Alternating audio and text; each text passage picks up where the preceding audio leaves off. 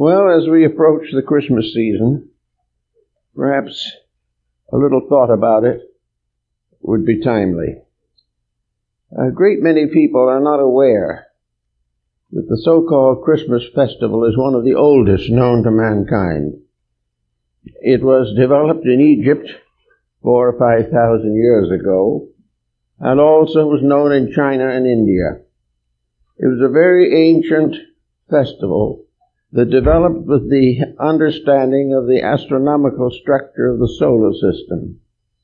As soon as the zodiac was identified and the seasons were noted by means of primitive stone instruments, perhaps pyramids, perhaps Stonehenge, but certainly ancient methods for calculating the solstices and the equinoxes.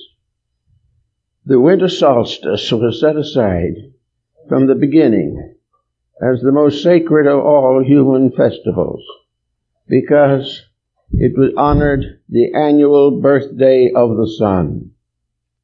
It was on that day that the sun moved northward and began its great journey to bring fertility and security to the peoples of the northern hemisphere. That these rituals, rites, and ceremonies were nearly all aligned to the northern hemisphere, we know. In any event, probably the most closely associated with our modern festival was the Roman Saturnalia. This was a great festival of the winter solstice. And in the course of the development of Roman society, it finally extended for a period of 7 days. One of the most interesting phases of the Saturnalia was the fact that during this ceremony, this festival, owners exchanged places with their servants, and the master of the house served the slaves at dinner.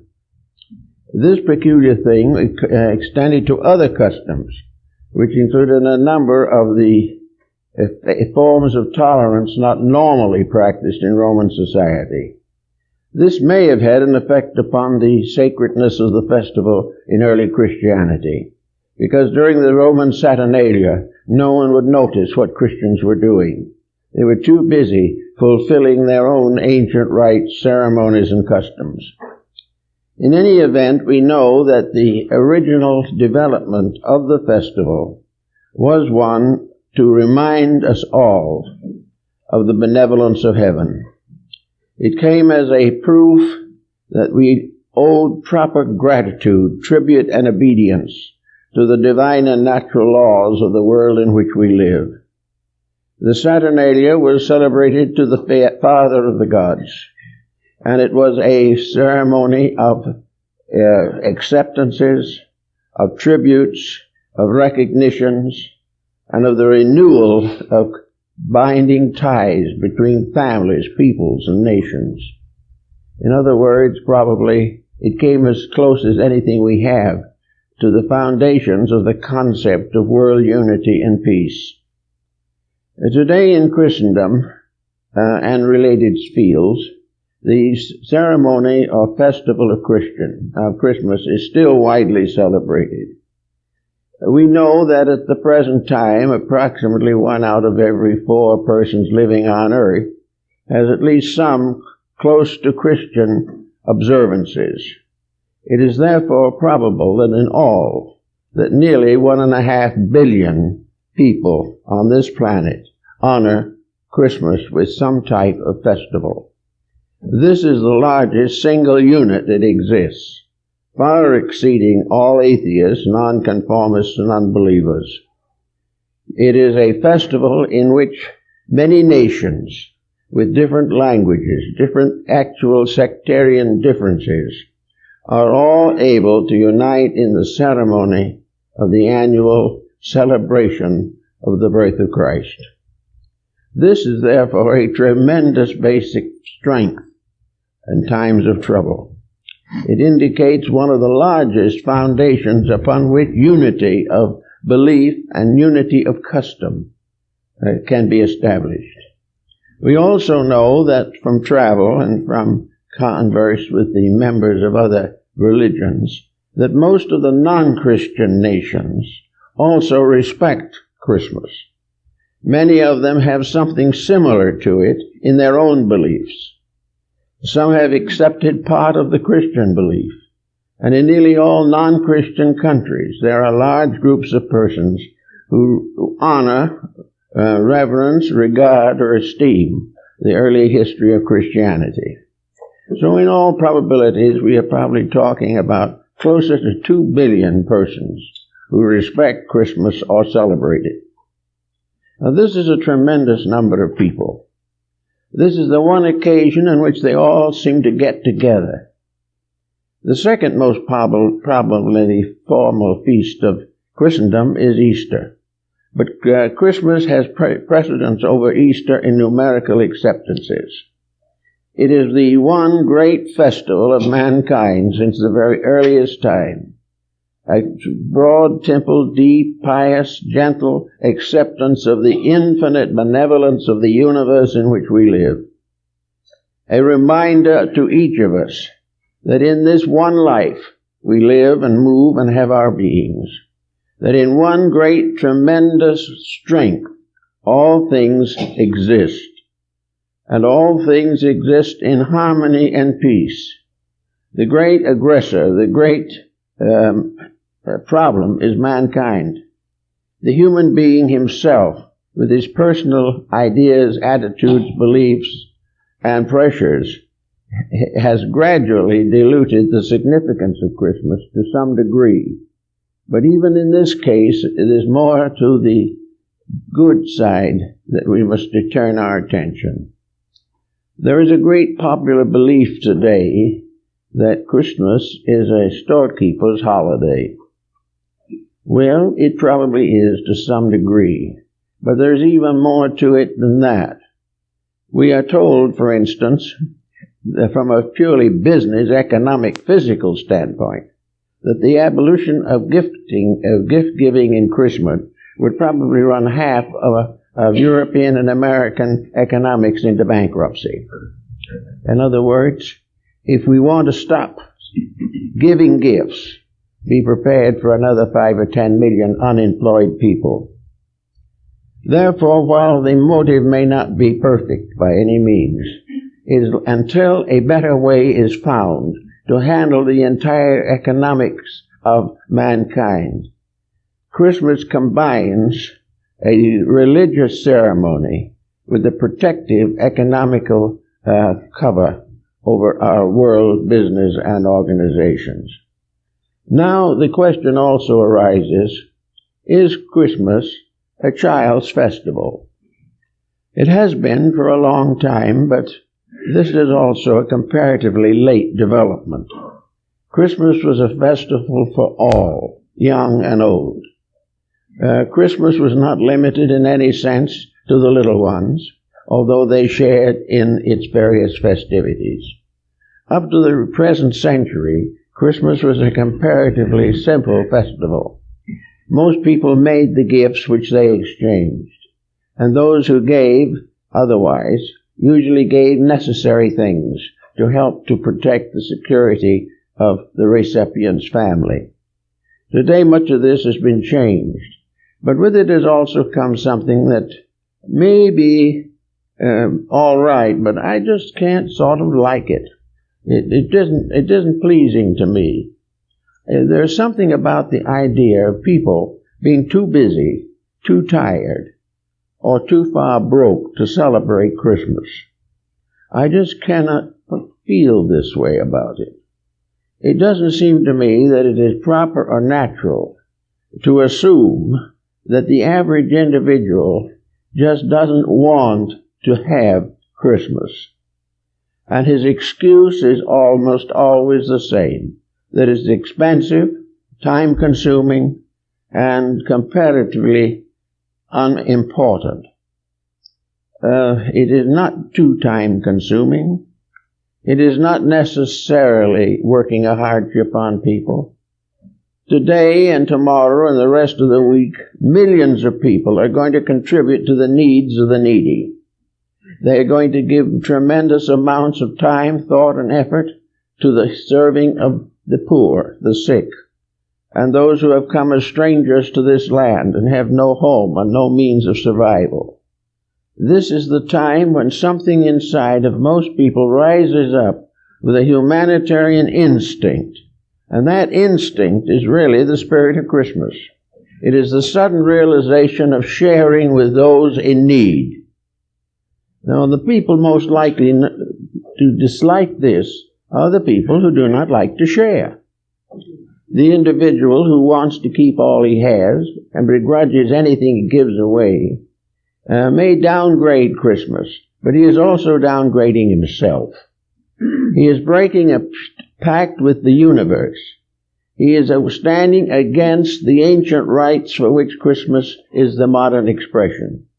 The Saturnalia was the recognition by the individual, by collective humanity, that all we have and all we are is due to the bounty of providence. All of our hopes and dreams and aspirations, our prayers, are turned to the invisible source of good, in the hope that it will protect us, guard us, and guide us through all the years of our lives.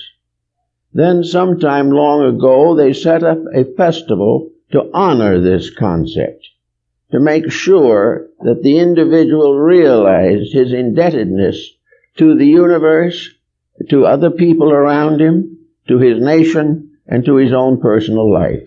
These things have to have some recognition. And up to the present time, we have never set aside anywhere a true ceremony of bestowing of what we have to the support of what we are. The desire and search and effort to build a closer relationship with the humanitarianism that is present everywhere in the natural human instincts.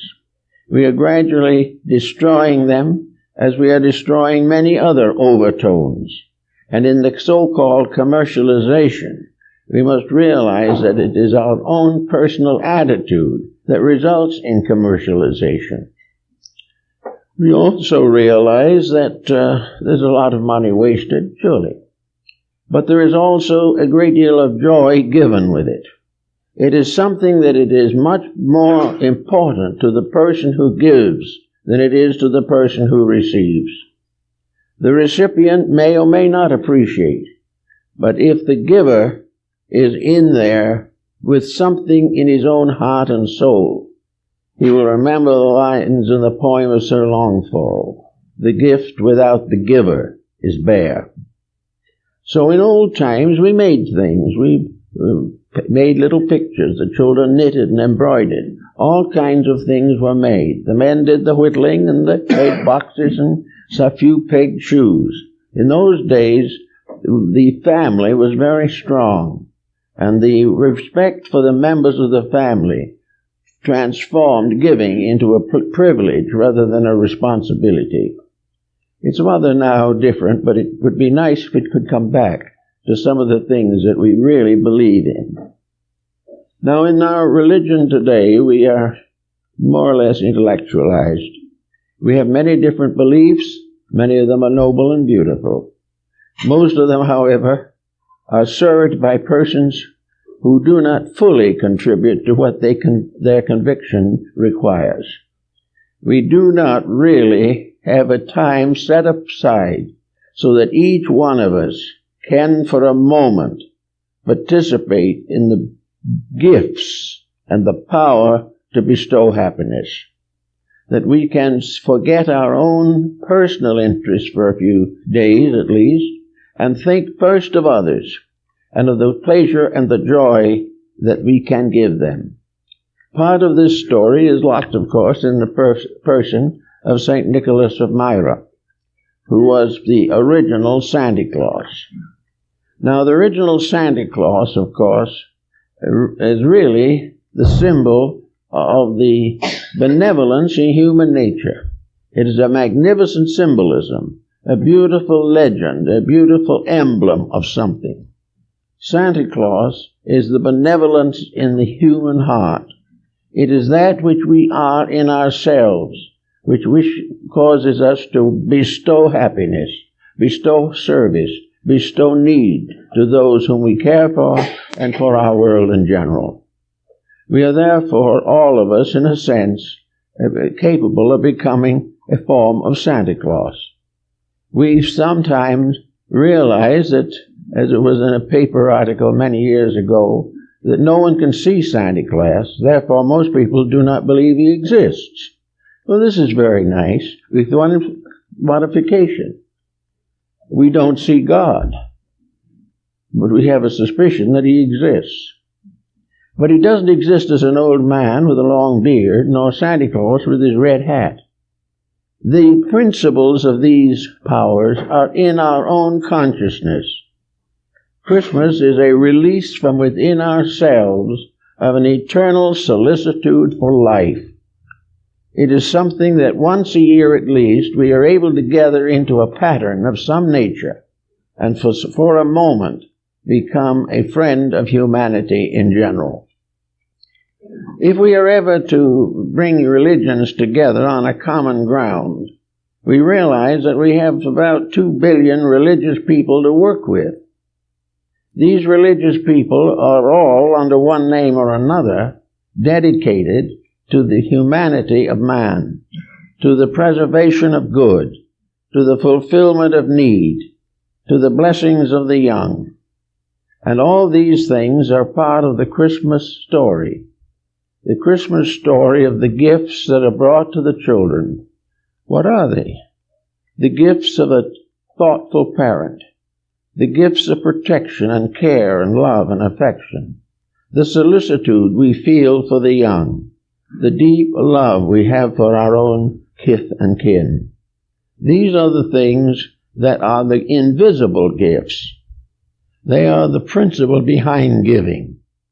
And if that inner principle of innate affection and generosity is not there, or is not allowed to express itself, then the exchange of physical mementos is comparatively meaningless. Because we must recognize in Christmas a cosmic mysticism, a cosmic mystery, a mystery involving the benevolence of life, the mystery of that one being that we all are, that we are no longer people separated by race or religion or distance. We are all part of one love, one affection which we share. The mother in Africa loves her child just as much as the mother in America. This affection is part of a love gift that comes to humanity. And God so loved the world that he bestowed upon it his only begotten Son. The actual ceremony of Christmas is therefore repeated as a living something in our hearts. I've watched a great many people over the years and their attitudes on Christmas. They get their Christmas problems all mixed up with politics and economics and sociology and denominationalism, creedal boundaries. And they also feel some way that it is no longer necessary to have a sacred value in Christmas. Christmas is a time for vacations. It is time for an extra golf game. It is a time for overeating and, to a certain measure, over drinking or whatever it may be. But actually, these are the false things we put on top and to the surface, using Christmas as another name for vacation. And nothing could be further from the truth. If there is a day in the whole year which is not a vacation, it is Christmas. It is a day in which the very best inside of ourselves must come out in common service to others. This is the day in the Roman Saturnalia when the owner of the establishment freed his slaves for a day or for a week and served them and did anything they wanted him to do. Today we don't have quite that approach to it, but it is true that on Christmas we can level out all of the inequalities of life and realize that behind all the differences we see, there is one great spiritual integrity. And when we lose sight of this, we've lost sight of everything.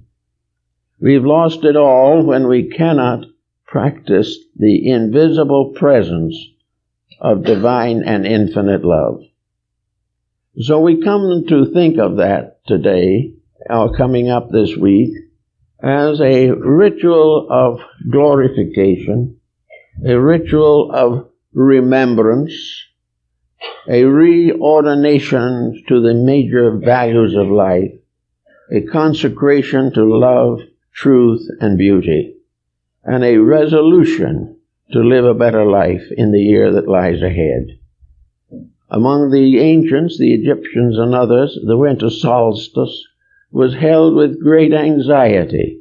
Even the primitive people of the Western Hemisphere, the Indian tribes of Central and South America, waited hopefully, expectantly, fearfully for that moment when the new sun god was born. Would he come? Would there be another year? This rested with a providence beyond ourselves. And even science today knows that if something wrong occurred way out in space, we might never know a further existence. But in those moments of uncertainty, not knowing what was to come, whether there would be another year of opportunity, suddenly the calculation came through. The sun god was born again. In that moment, jubilation took over. Everyone rejoiced because, in the words of the old times, humanity was given another opportunity to live, to grow, to love, and to serve. It was a blessed giving of time, of opportunity. It was another chance to redeem the weaknesses of our own natures. It was a time to correct our mistakes. It was a time to do thousands of little wonderful and beautiful things we never had time to do before. A new year was a new birth. With the old year, the old birth died. There was no longer the old man with the scythe, who is Saturn. Now he had gone and left in his place a robust little baby that was to grow up into another year. All of this symbolism, however, involved a thanksgiving, for on that first day after the winter solstice, eternal life bestowed itself again upon mankind. The cold of winter slowly passed away, and the rejoicing of the spring was a repetition of the proof that life had come back, and the grass and the flowers and the birds and everything in nature, in its own way, bore witness to the mystery of the Incarnation. It was a wonderful, beautiful privilege to be part of something that was going to go on and give us all an opportunity to correct the faults, to mend the breaks, to overcome the animosities, and to make certain that to the best of our own abilities we will reduce or relieve the sufferings of our fellow human creatures. It is also a day of dedication to the protection of our natural resources, a day to be kind not only to each other but to all living things, a day to recognize the reality of life, the inevitability of the growth by which all things come finally to the fullness of themselves. So the great gift we get on the last day of the old year is the promise of a new year. And we can think back a little bit to see what we did with the last one. And when we do that, we might be surprised, might be pleased, but there's quite a chance we'd be disappointed. Disappointed in ourselves and what we had done, our inability to rise to an emergency, our incapacity to overlook a grudge or forgive a slight of some kind. We will look back upon a year in which we compromised many principles for expediency, but we look forward to a year in which strength within ourselves, the divine life and light in us, will make it possible for us to do better in the future. So as we come into this year, or come to the end of the old one, we bid a sort of sad farewell to the past, and reach out to take the hand of the little one who is born to become the new year. And in that we begin to think about resolutions. Now, resolutions are part of New Year's and have been for a long time. We make great decisions as to what we're going to do, and those decisions sometimes last as long as a week or 10 days. Then they slip back into the old patterns. But with the resolutions on the mystery of the incarnation, all these growth processes can be lengthened and intensified and certified so that things will really be better. So on Christmas, let's see what we can do. First of all, we can bestow affection, gently and impersonally but deeply, upon all who need, who we can recognize that we can be kind, that we can be generous, and that we can sacrifice something that we might want to do ourselves to make life better for those whose troubles are more immediate. Its year, therefore, is an opportunity of dedication. In the ancient rites and mysteries of antiquity, those who entered into the initiation rites were bound by the most profound obligations of mutual service, admiration, charity, and understanding. Charity in this case comes from the same word as love, charitas, and it recognizes no division of race or of any artificial boundaries. It is a universal acceptance of the inevitability of the weakness of human nature, but also the possibility that each of us in some way can strengthen those parts of our natures which are most essential to the common good of mankind. It is at the winter solstice also that the Prince of Peace comes. And the Prince of Peace is sorely needed today. And among those that are involved in desperate circumstances, many are Christian. Many have belonged to various denominations of the Christian faith. Yet members of these denominations are actually attacking, killing, and torturing each other. This is something that really belongs to a deeper level of problem than we like to assume. We think the United Nations could solve it, or that some few more conferences will reduce the difficulties, or that a few more laws will heal up the sufferings of crime. These things are not true. The only thing that's going to heal the whole thing is the one inevitable gift we have received from God, infinite love. There is no other solution. There is no way of getting over the divisions unless we begin to emphasize the unities. Until we begin to see good in others, there will be no improvement in the world in general. We will never legislate peace. We must experience it as a divine mystery in our own hearts. Which brings us, therefore, to the real significance of Christmas for us all. Christmas is a mystical experience made flesh. It is something that reminds us of experiences which cannot be entirely put into words.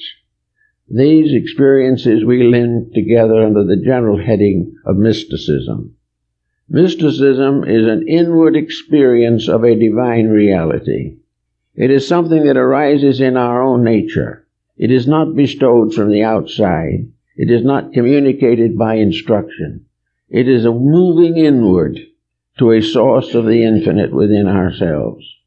And mystics have in every case found that the deeper they went into themselves, the closer they came to God.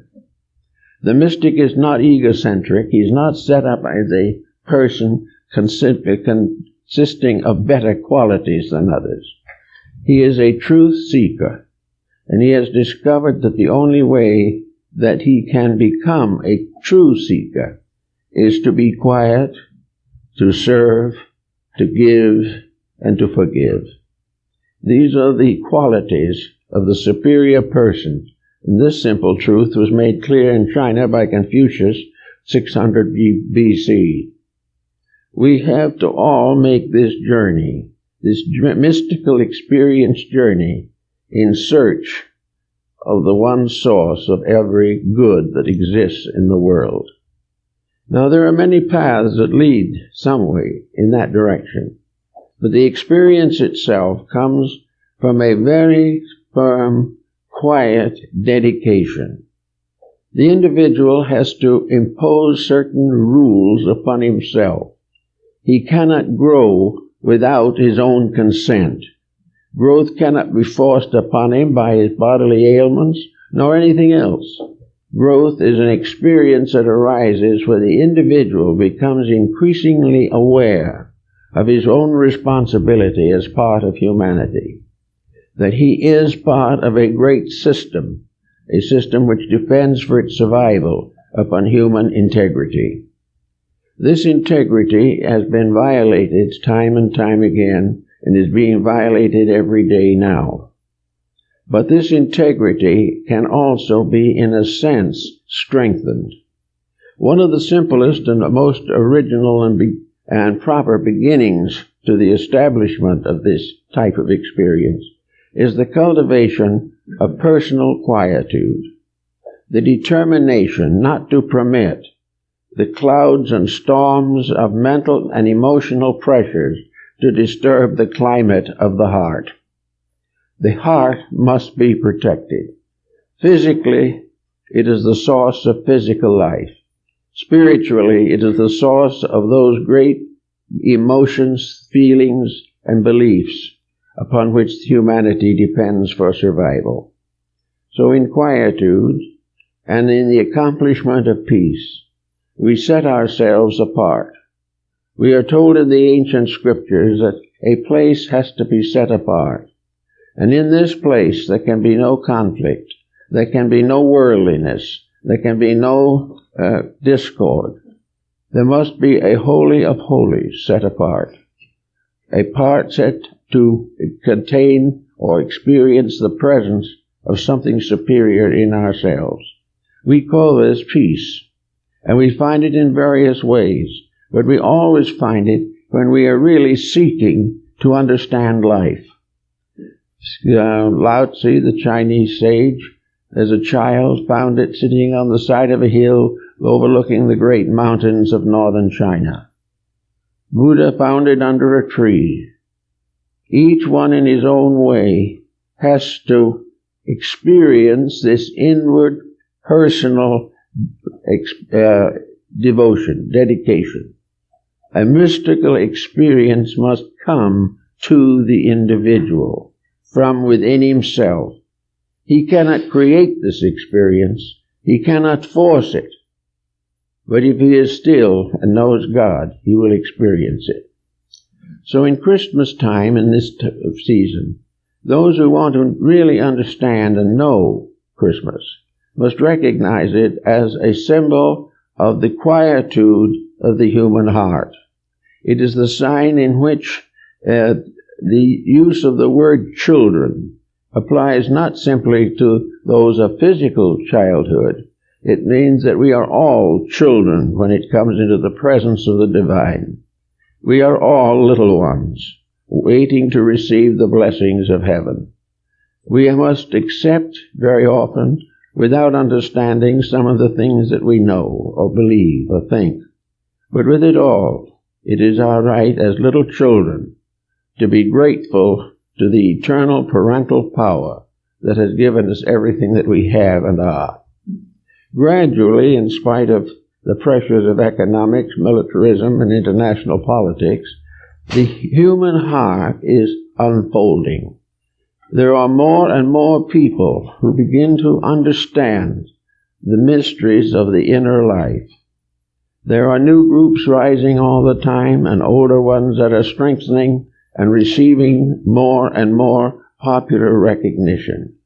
The realization that the beginning of world peace is personal freedom from stress and the tension of ambition and competition. It has to come.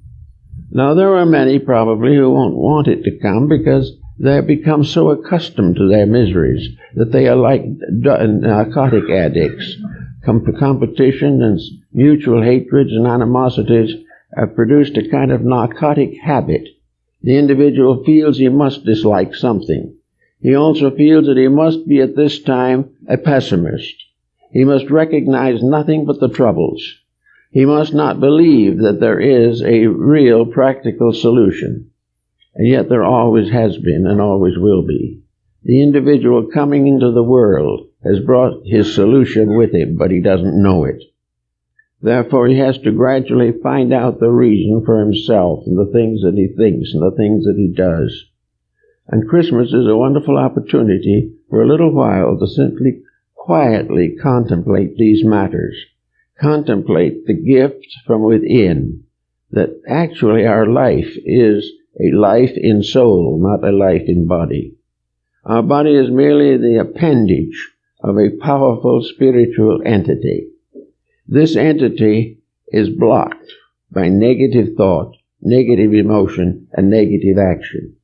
Even more than that, the power of this spiritual or soul being within us is perverted and corrupted. We take the gift of life which God has given us and we use it to destroy.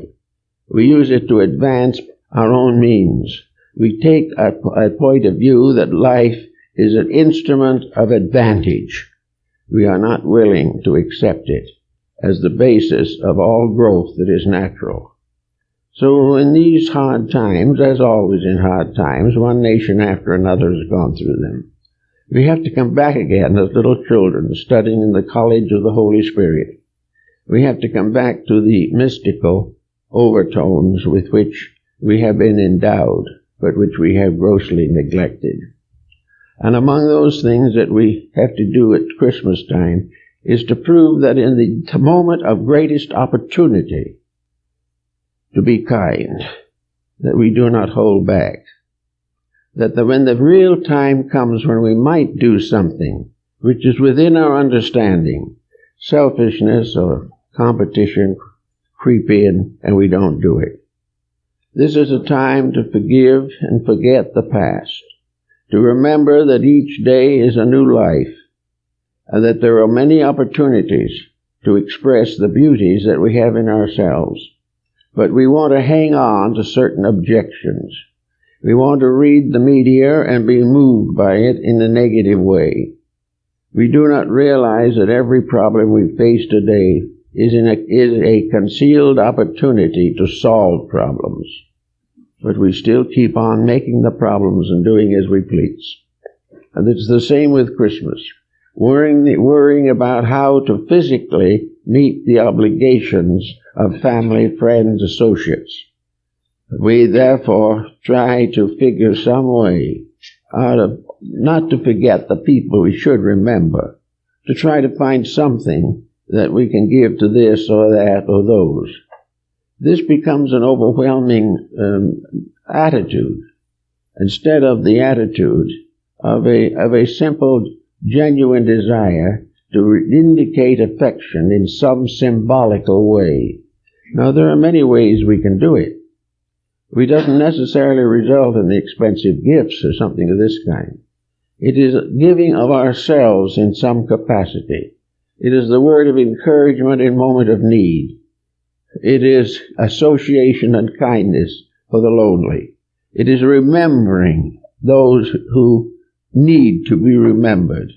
All kinds of things that help to make life better for others. But most of all, unless we are self-centered with ulterior motives and do things simply to be appreciated, if we do it in the right mood and in the right way and in the right unselfish manner, we grow. Something spiritual awakens in us. We think that we have done reacts as a blessed experience in our own lives. And we all need these experiences today. Homes are fragile, broken easily.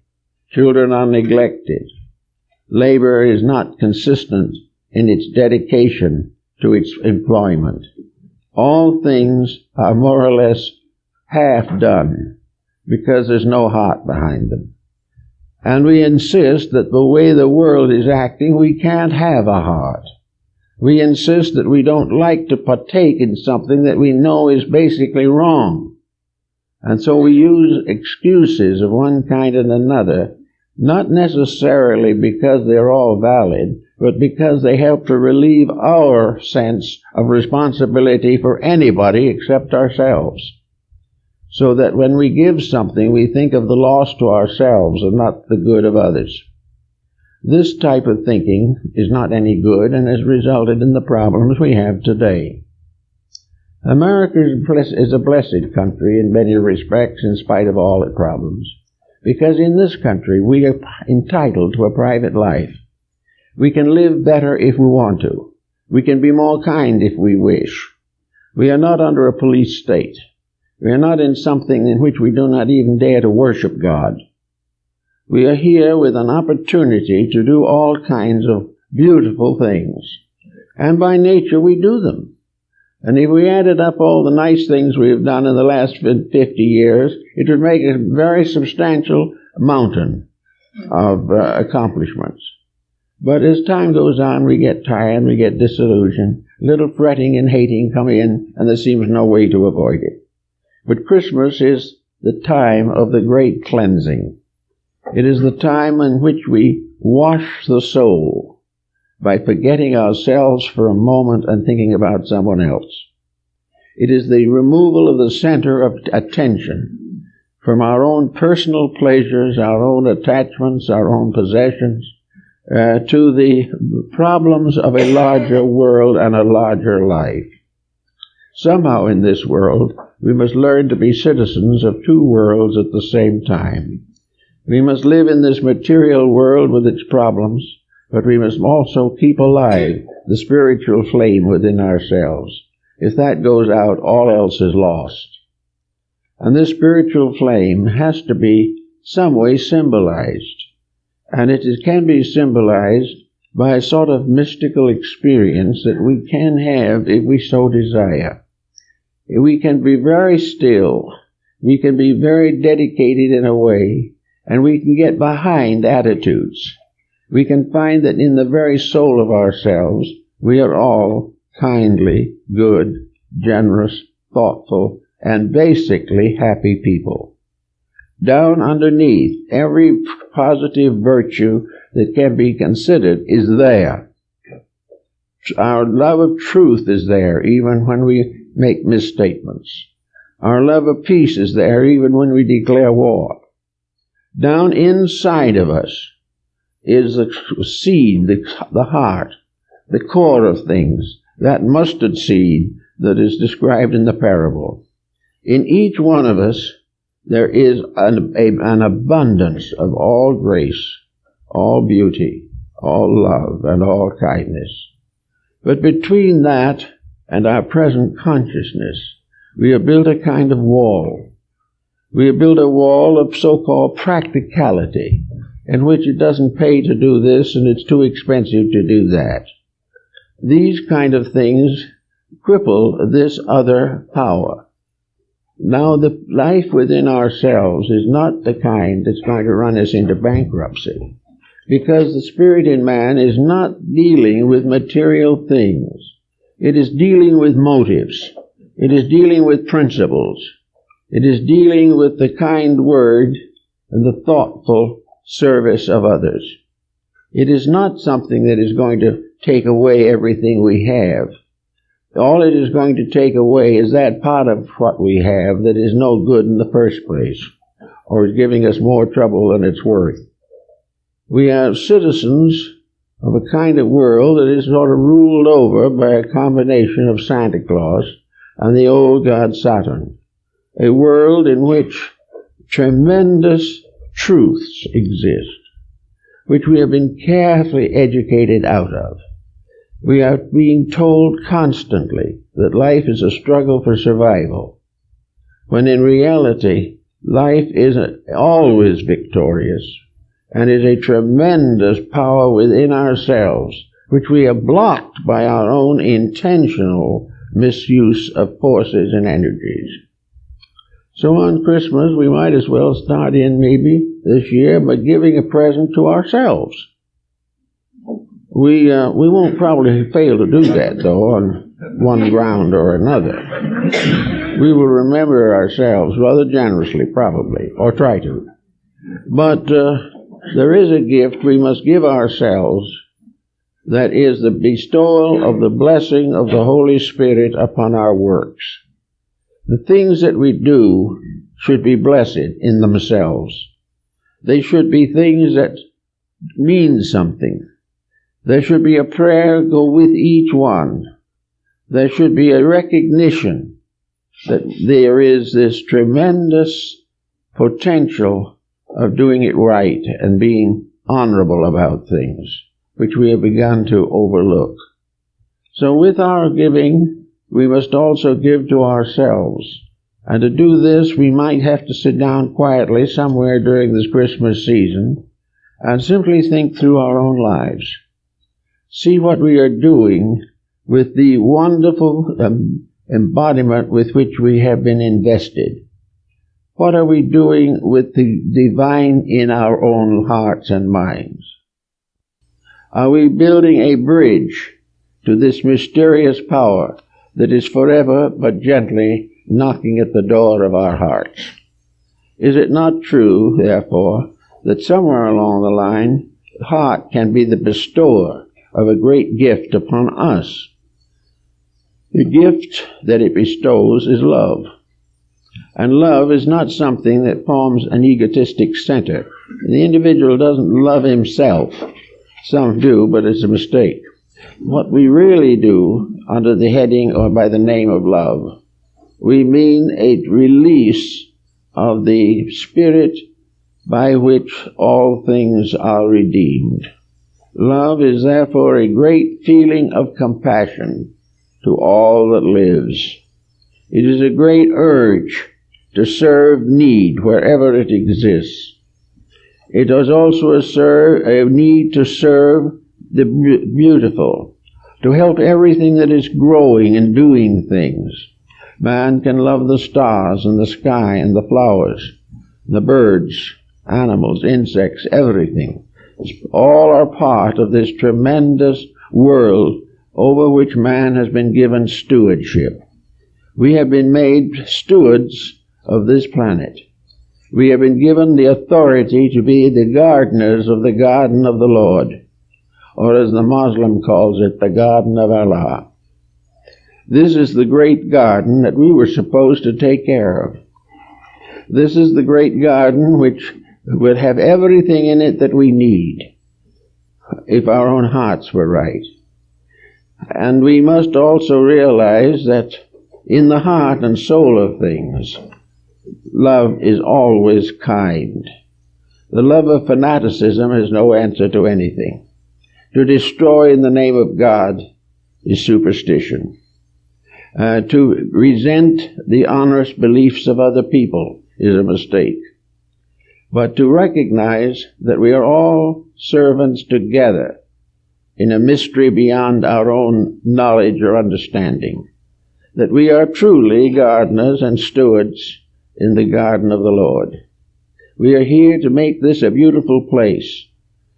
We are here not just to turn it into a vast factory or to develop vast monopolies of trade.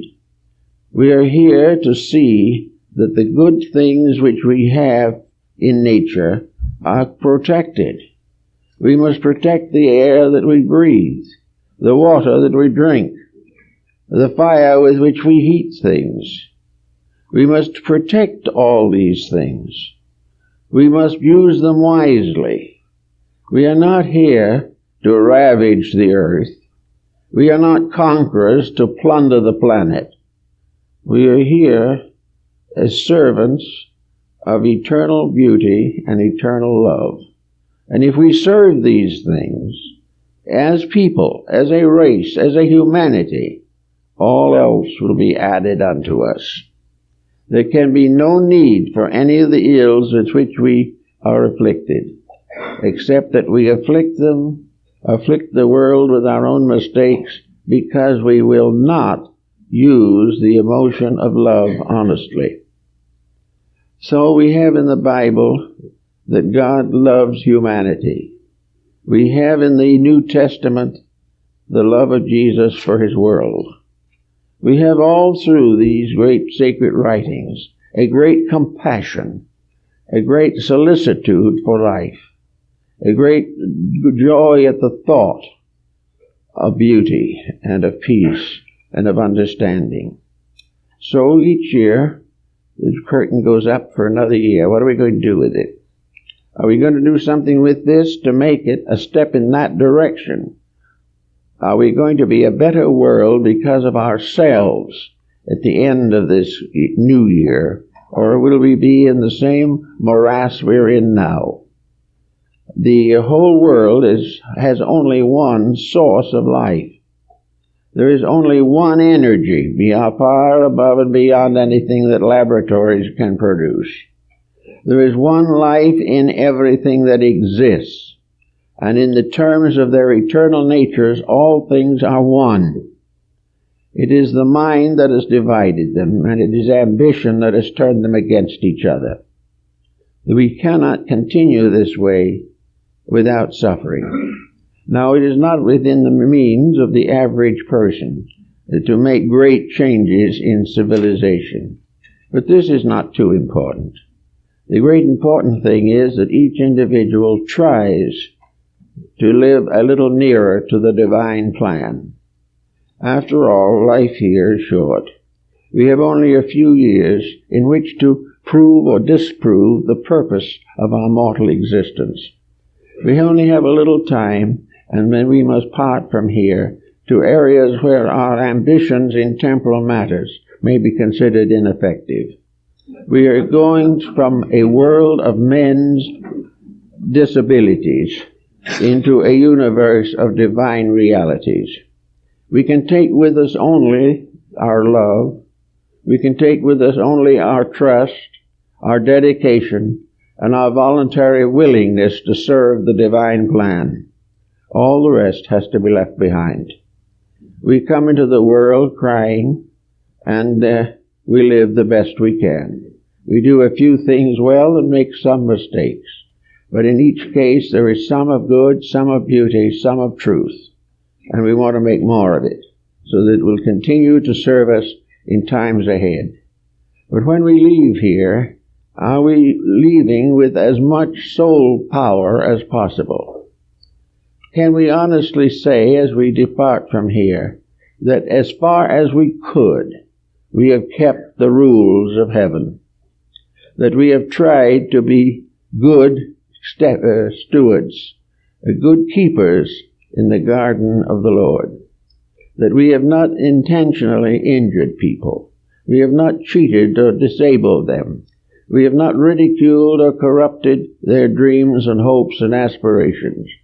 We have not bound them to some military machine to die for a despot. We are trying, and have tried in life, to be of good value, that the divine power may work through us. Jesus told his disciples in substance that his presence in them would always be working his work, his labor. Paul puts it in the words, Christ in you, the hope of glory. And this Christ in us is the spirit of good in us, the spirit of self-sacrificing service, a service that may die in order to save, a life that may be tortured in order to redeem, but a life of service, a life of natural virtue. If we could assume that the great power that controls the world is not this power of empire, but the simple power of truth in our hearts, that love is the final solution to all the conflicts of human existence. So if we can begin to think in this way, if we can begin to dream this type of dream, we will find the new year is going to bring us benefits. It's going to gradually release us from the various debilities that we have created for ourselves.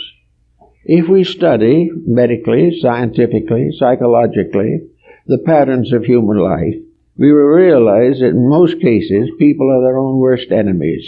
We are not suffering really from the great sorrows of the world. We are suffering for the daily mistakes we make ourselves. We are suffering physically for our neglect of the body or the misuse of its functions. We are suffering emotionally from hates, grievances, and various inordinacies of emotional existence. Then we are making ourselves mentally ill, even to a psychotic state, by our destructive thinking, by the fact that we use the mind as a tyrant, that we use it to support various schemes when it should be used to advance the cause for which it was intended.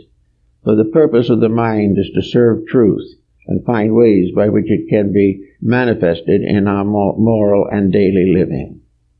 So we are mostly our own worst enemies, and we pay for it. We pay in aches and pains and doctor's bills. We pay it in all kinds of antagonisms, broken homes, unhappiness. Wherever selfishness comes in, sorrow comes with it. So in this season, we receive not only a new opportunity, but in Christian mysticism, a new establishment in the heart and love of Christ.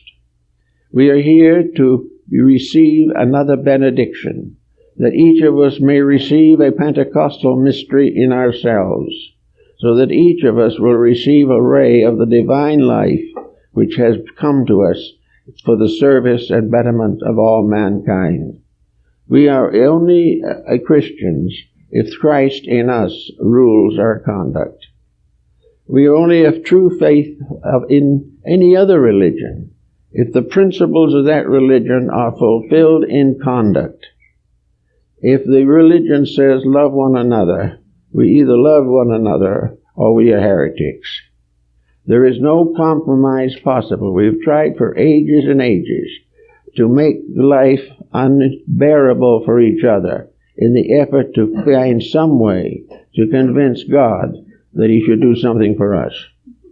Therefore we pray, but we do not work. We ask, but we do not give. And for these mistakes, we are in constant sorrow. If we can, therefore, start a little bit now in this new year, just simply to get over some of the problems that have beset us, let's make a little thoughtful list of some of the things that we have carried forward as unfinished business. How about the broken home? Is there anything that can be done to save it? Why was it broken in the first place? What were the real causes? Were these causes due to divine misunderstanding? Were they principles that you could not violate? Or were they simply human attitudes, selfishness fighting selfishness, egotism fighting egotism, and the undisciplined struggling to escape discipline? All of these things, if they are weaknesses, we should correct them. If they are strengths and they are wrong, we must overcome them. But at the same time, we must do something. Now, in this coming year, there are lots of little odds and ends. We can begin to think in more kindly terms of people. In this country, particularly in the last 25 or 50 years, we have become a world of critics. We criticize and condemn and very often have no idea of what we're talking about.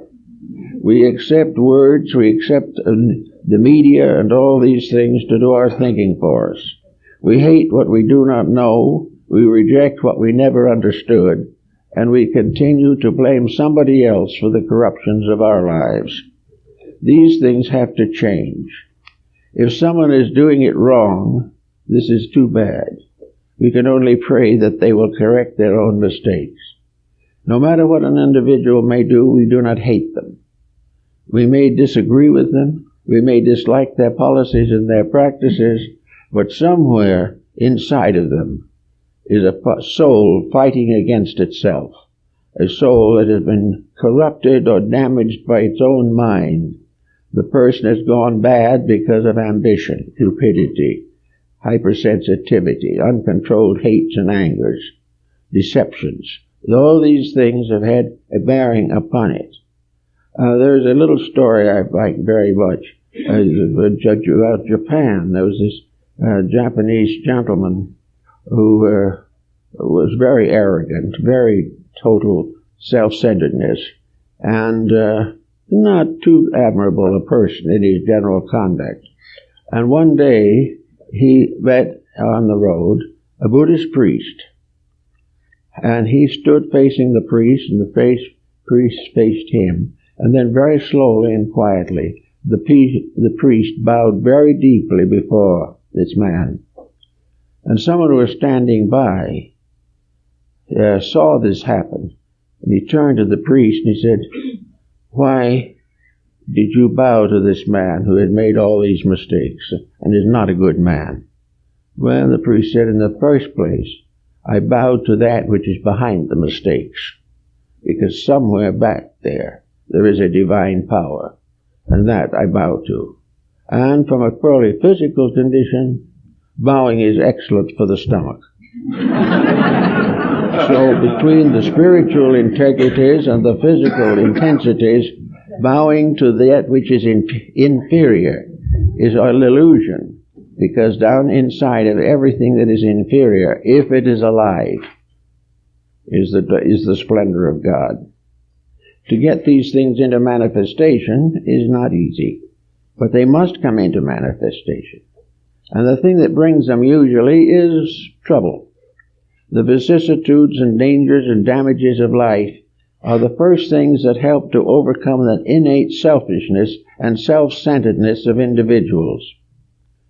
Finally, the person who has been patriotic to his politics comes to the realization that it is better to be patriotic to the divine truths which we all must serve. Actually, then, we like to think of this Christmas no longer as merely a time of spending too much money, or grudging what we buy, or getting what we do not need. All of this is the trivia. Much of it is nothing more or less than the fact we want to spend the money on ourselves instead of somebody else. Also, however, there is a gesture here, even a gesture of the most commonplace nature, to remember a person, because we like them even a little bit, is a step in the right direction. But under all the other types of things, let us try to understand what maybe our ancestors had more of an understanding of, especially my esteemed grandmother, whom I can mention in this respect. Grandmother never sent a Christmas card in her life. That would have been very bad taste. She would sit by the hour and with a fine old Spencerian hand write the most beautiful Christmas messages for all her friends. Each one was for a person, for a reason. Each one was done without any haste or consideration of it. One of these nicely written cards or slips might take 2 hours of her own time. But in it she said something to make that person feel better, or to know that they were not forgotten. She knew what they were, if they were sick. She knew if they had been bereaved. She knew if they just had a new member in the family. And she made all these things and sent a blessing for all of them for the Christmas season. This is the type of thing that came before we got so busy that we had to turn to all these other methods. But regardless of what we use, down inside of ourselves, there has to be a certain gift of our own consciousness. We must try to do something to make certain that somebody else knows that we care, that in some mysterious way we are standing in that place where a person is standing when he prays. In other words, we pray, maybe for the things we need, maybe for love and understanding, maybe for solace in sacrifice and loss. But when we pray to God in the silence of ourselves, up to now it has been rather noticeable that the prayers are answered, but they're not answered by deity in person. They are answered by the deity in someone else whom we know. We find that the good things that come to us come from people but they come from that divine part of people. We pray to God for help, and the God in our neighbor helps us. We pray for food, and a stranger feeds us. So that all of the answers to prayers, including prayers directed to things that we could do, are answered by human beings through the God in themselves. This is very important because it is demonstrable everywhere you turn. Always the answer comes from a person, but it comes not just from that person, but from the God in that person. The person has something that will answer the need, and the prayer goes to that soul, to that God, and inspires it to share with us that which it needs. Therefore, we are always working in a universe of divine matters administered by human dedications. We are in a world in which all the things that we do are part of a great plan of doing. All of our giving is part of the eternal giving. We give all kinds of things at this season, but the silent and invisible source of life gives all things, not only at this season, but whenever it is necessary. So Christmas is a time of mysterious and secret giving, and that was the secret of St. Nicholas of Myra. This good old prelate, if we can believe the story, it's a shame they took him off of the calendar of saints. They've left on some that were much less desirable. But anyway, that hasn't done any good because the devout love him just as much. But maybe they got rid of him because on one occasion it is reported that he sold the gold and silver ornaments on the altar of his church to use the money to buy bread for the poor. That might have got him in trouble with the hierarchy, but I suspect that a power within himself was able to compensate for the other loss, because we are all constantly mistaking material solutions. The material solution helps, but the solution is only immediate and for the moment. We feed the hungry man, but the universal law says there should be no hunger. All these things have to be brought into harmony with life and with truth. And in a little way, we open a door at the Christmas season, come out for a moment into a larger universe, sometimes do not like the climate out there, and go back into ourselves again.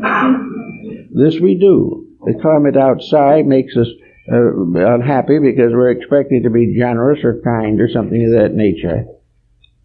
But in the real analysis of things, Christmas is a door opening and reminding us forever of the soul within us. It is reminding us of the beauty and truth and wonder and love that are locked within each one of us and which can be brought out by proper care and nurturing. Now, the bringing out of the divine within ourselves is the primary function of religion. Religion is not to give us a God. Religion is to release through us the God that is always there.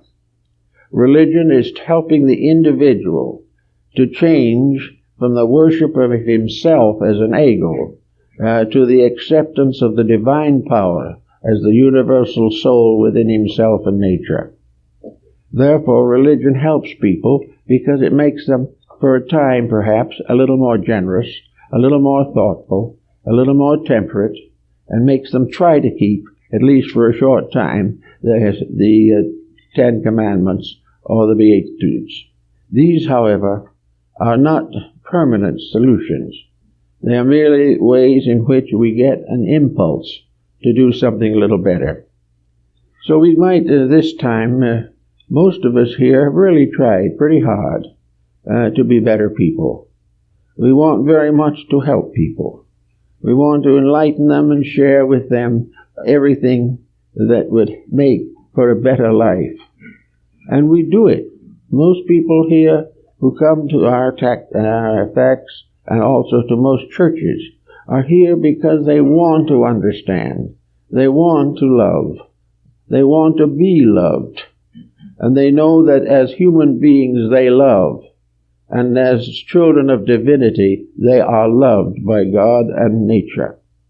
With these supports, they are trying. But most of the time, the pressures kind of irritate. And they tear down the inner vision of peace and quietude. We find irritation very difficult to overcome. And yet irritation is much more forgivable in people who have no insight than it is in those who are trying to grow. The vibratory situation gets into this problem also. Where you have a conflict of vibration, you have a very serious situation.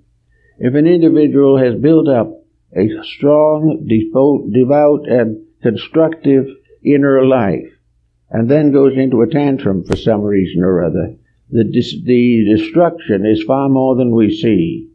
It would look sometime, if we could make a symbol of it, like a major eruption of Mount Etna. It would be a complete conflict, a shattering. And then when the individual has grown to the point where the peace within himself is taking over, and it is shattered by a very bad example of misunderstanding or destruction, the individual receives a serious internal blow.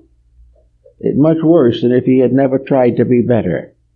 Because if he never tried to be better, these lower parts of his nature, still dominant, would always react in the same way.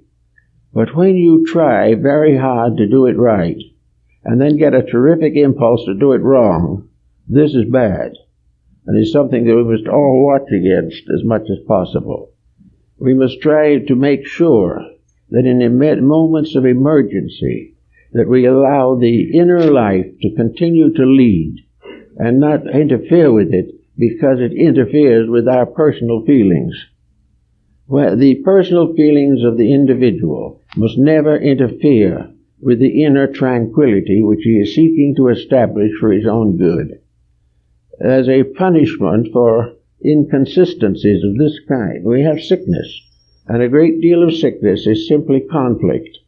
It is the growing part of the individual being struck by an early frost. It is something in which the good is suddenly injured, and a high vibration that is slowly building up is torn down, fragmented, and left in disorder. When we study thought forms and these types of things, we see that every attitude the human being holds is a thought form, composed of symbols. And many of these symbols have been drawn out to be made into emblem books and things of this nature. But in some substance, these symbols are light of different colors and are patterns of various intensities.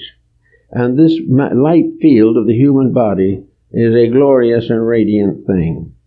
It's almost impossible to imagine that a mystic who has been privileged to see this mysterious superphysical part of man could ever be again a materialist, because the presence of the supreme, the enduring, the eternal, surviving over and penetrating the temporal and the unstable, this pattern is truly extraordinary.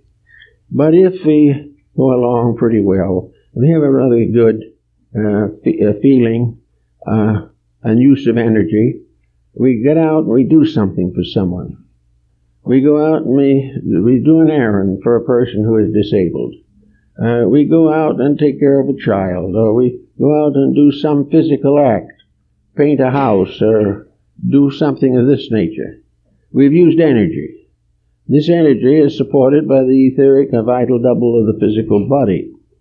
And while we do this, the body, moved and dominated by high motive, this energy is radiant and useful and fine. But if, on the other hand, we use this energy to injure, to hurt, to strike, to in some way corrupt, the vital body is badly disordered. The vital body, therefore, is punished by the physical and mental attitudes of the individual to whom it belongs. The individual punishing his emotional body scatters its colors and vibrations and turns it into a very dismal looking cauldron of abuses. Therefore, the magnetic fields of the body take on immediately the consequences of attitudes. They can cause grave problem. These various fields are all bound directly or indirectly to the endocrine glands or the various central organs of the body. Therefore, the abuses of any of these energies will result in depletions in their physical functions. And when this depletion sets in, sickness comes with it. And sickness is one of the inevitable punishments. Now, sickness is not always this type of punishment. There are people who have had very beautiful lives and have been ill.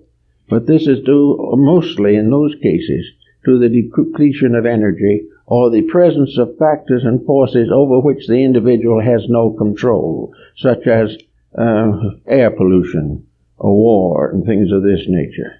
There are major disasters the individual cannot completely escape. But even if he cannot escape them, if he has risen above them within himself, he will be able to handle the situation with peace of mind and with full veneration for deity. All the things we have to do is to sort out and arrange and organize the various motives and attitudes that we have. It sounds like it's rather complicated, but it isn't really, because most people are not that complicated themselves. They have a few problems that need attention, and Christmas is a good time to think them over very, very carefully. And perhaps this is a good time to hang up your own sock on the mantelpiece or on the windowsill or wherever it might be, and put a message in it addressed to yourself, a gift of good counsel that you will read the rest of the year. This type of thing could have a kind of humorous, gentle, whimsical way of getting at a major and important circumstance. We are all here to try to solve the relationship between deity and creation. We are here to fulfill the labors of the infinite. We are here to do the best we can to be faithful servants in the house of the Lord. And to the degree that we do these things and keep these bonds and obey these rules, to those degrees we are comparatively happy, comparatively comfortable, and have a real and pressing reason for existence. When we are serving good, we have a reason to live. When we serve only ourselves, it is doubtful if we have any reason at all. But whatever it is, this year, let's make the idea of Christmas a symbol of the presentation of a great spiritual opportunity, that there has come to us another day in which we may produce within our own natures a kind of prayer, that we become a living endorsement of God, that our personal lives become continuous prayers, prayers of beauty, not of pain, prayers of fulfillment, not of frustration, prayers of happiness and not dolefulness. The real purpose of religion is to do right and be happy. Happiness is the natural reward for being right. And the more right we become, the happier we are. And when the world gets to be right, humanity will dwell in happiness in a golden age yet to come. We are all working towards betterness. And Christmas is a time of year in which these things should be very strongly thought about. They should be given a lot of definite reflection. Not reflection that is dour or dark or dismal, guilt-laden, but a reflection upon the privileges that await us if we will earn the right to have them. That each day there is a possibility for us to play a little closer to the divine purpose.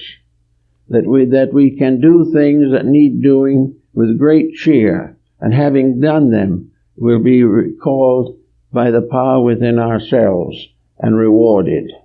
For when we do things right, that voice in our own soul answers and says, "Well done, good and faithful servant." We are all in need of this type of thing. We are wearing out the delusions of existence. We are overcoming one by one the false values which have caused us to have so much trouble. Now the important thing is to continue this process very simply, without drama, without tremendous falderall, just in the simple, quiet way of making love the leader of our lives, making kindness the sole purpose of our conduct, and compassion the power to forgive all things in the name of that which is eternally right.